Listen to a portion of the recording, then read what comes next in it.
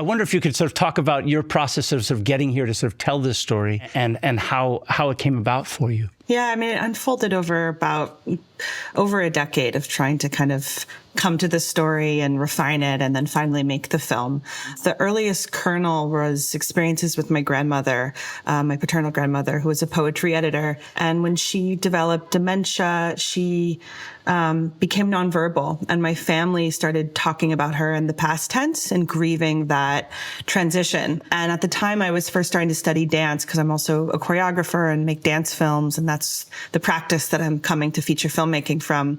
And I would visit her and was so struck by her physicality and her physical presence, and that gap between the person that we were speaking about in absentia, because her language was no longer there, and the person who was sort of still there very much in these other forms of sense making and selfhood. That space really haunted me for a long time. Cut to many years later, I'd been working for different filmmakers and kind of doing every entry-level job you can on a set, and reached a point where I felt like if I want to make humanist dramas that aren't about people on a set, I maybe need to meet some humans outside of film production. But I needed a day job. So I answered an ad for a sculptor with dementia who needed a caregiver.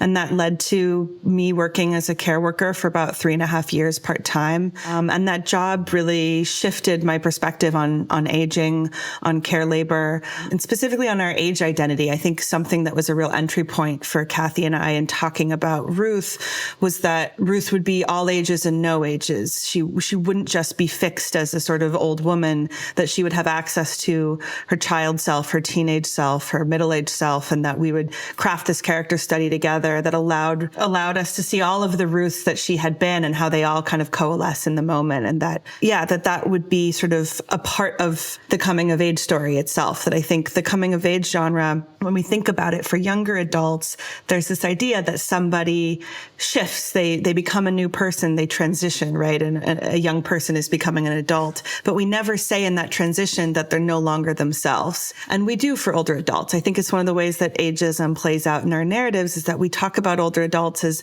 slipping away, as vanishing, declining, as sort of losing themselves. And so I wanted, as a young person myself, to kind of sort of co-opt and steal that genre away from youth and use it to tell this story of a woman who is coming of age in a different way, in a different moment in her life.